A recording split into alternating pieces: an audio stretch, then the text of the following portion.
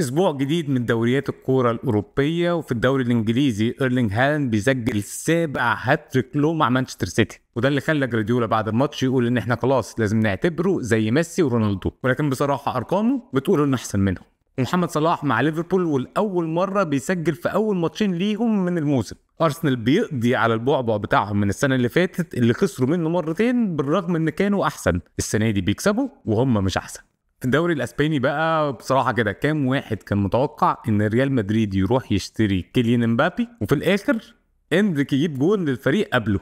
امبابي اللي بقاله ماتشين في الدوري الاسباني ما سجلش ولا جون، وخرج ونزل مكانه اندريك، وبعدها ب8 دقايق بيسجل اول جون لهم لريال مدريد عشان يبقى اصغر لاعب مش اسباني يسجل لهم في تاريخ النادي. وبجد ما حد يروح يشوف مين الكشاف بتاع ريال مدريد في البرازيل ده، لان بصراحه مش طبيعي وظلم ان في اخر 5-6 سنين يجيب لهم فينيسيوس رودريجو دلوقتي اندريك. ناقصه هي اصلها.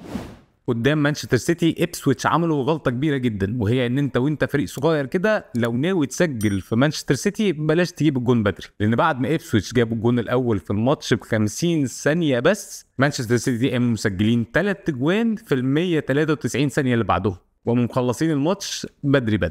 وفعلا وبقل مجهود الشوط الثاني ما كانش فيه اي حاجه، وسيتي كان خلاص كسبان الماتش لغايه ما هالاند اما كمل الهاتريك بتاعه. بصراحه مش طبيعي. انا ما اعرفش ممكن نقول ايه اكتر من اللي اتقال عنه. تخيلوا ان في تاريخ البريمير ليج كله 7 لعيبه بس قبل هالاند سجلوا 7 هاتريك او اكتر. اللي اقوى من ده بكتير بقى اللعيبه دي خدتها كام ماتش عشان يوصلوا للهاتريك السابع. ألان شيرر بعد 119 ماتش، هاري كين 134، روبي فاولر 175، مايكل اوين 185، سيرجيو اجويرو 200، تييري هنري 220، ووين روني 472 ماتش. ايرلينج هالاند جاب 7 هاتريك له بعد 68 ماتش بس. قلت انا في الاول ان جراديولا بعد الماتش قال انه خلاص في نفس المستوى بتاع ميسي ورونالدو، وفعلا لو جينا بصينا على الثلاث لعيبه دول عند سن 24 سنه هنلاقي ان هم تقريبا كانوا لاعبين نفس عدد الماتشات. ده كمان هالاند لاعب اقل عند السن ده.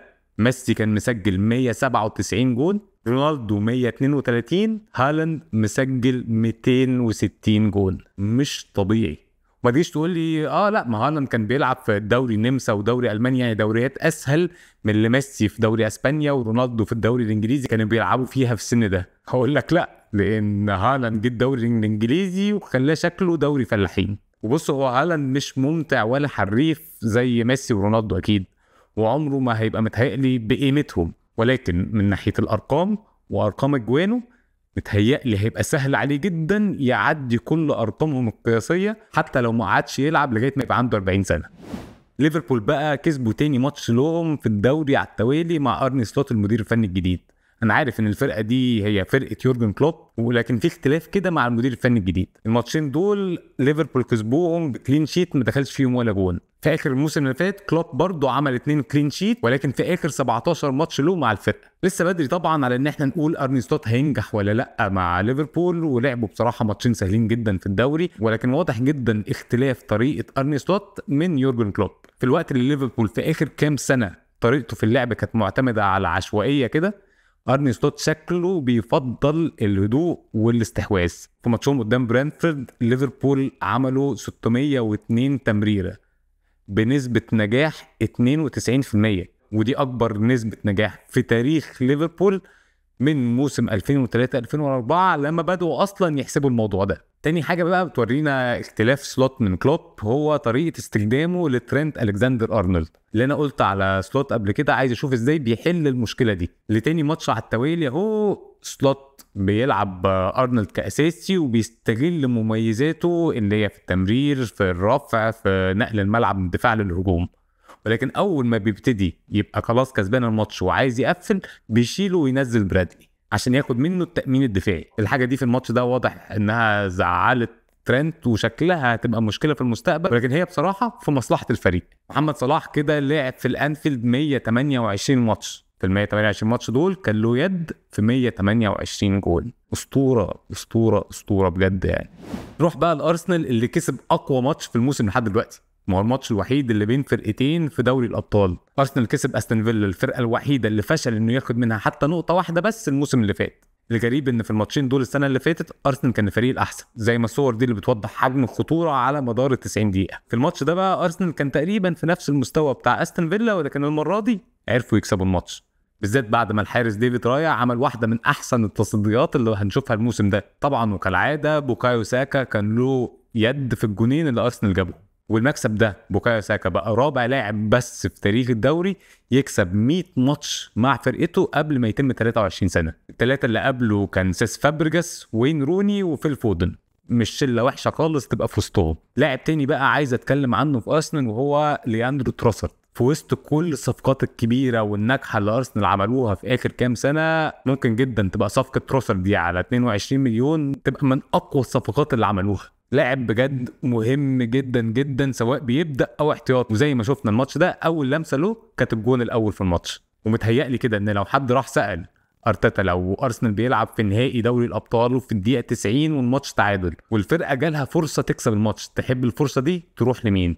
انا شبه متاكد ان هيقول تروسارد، لانه بجد من اكتر اللعيبه اللي في الدوري اللي رجليها مظبوطه على الجول. اكتر حاجه بقى مضحكه حصلت الاسبوع ده، يعني المضحكه لو انت ما بتشجعش مانشستر يونايتد، هو الجون اللي اتسجلهم قدام برايتون. جراتشو الجون فاضي بيشوط الكوره وهي خلاص داخله جون، اللاعب زيركسي بيبقى قاعد واقع على خط الجون بتلمسه وهو في وضع التسلل عشان الجون يتلغي، عشان يبقى اول لاعب الموسم ده يعمل ناقص 1 اهداف متوقعه. بعيد عن الهزار والتريقه، بصراحه انا مش شايف انها غلطته، ولكنها غلطه جرناتشو اللي الجون فاضي ومفتوح قد كده قلش الكوره في زميله اللي واقع. تشيلسي بقى كسب وولفز 6-2 عشان يثبت ان انت لو اشتريت 40 لعيب بكل عشوائيه اكيد هتطلع ب11 عليهم القيمه. عشان تتخيلوا مدى عشوائيه تشيلسي في صفقاته الموسم ده والموسم اللي فات، تشيلسي كان بقاله شهر او اكتر بيحاول يشتري اللاعب قمر الدين ده من اتلتيكو مدريد في صفقه اتفقوا عليها انها تبقى ب 34 مليون استرليني. المهم الصفقه ما تمتش واشتروا جواو فيليكس بداله. اتلتيكو مدريد بقى امبارح باع قمر الدين ده لبورتو ب 13 مليون استرليني بس. اخر الحلقه طبعا لازم اعمل الفقره بتاعت كل اسبوع وهي حكم ما شافش حاجه. في ماتش مانشستر سيتي وابسويتش نفس الحكم والفار اللي حسبوا الكوره دي ضربه جزاء لمانشستر سيتي شايفوا ان الكوره دي مش ضربه جزاء لابسويتش. وبعدها بقى نروح لبورنموث اللي افتكروا ان هم كسبوا نيوكاسل في اخر دقيقه، ولكن الفار بيرجع ويلغي جون عشان اعتبروا ان الكوره دي لمسه يد مش بالكتف. وهرجع تاني واقول ان اكتر قانون في الكوره ملوش اي لازمه ولا اي معنى هو قانون لمسه اليد. واشوفكم الحلقه الجايه.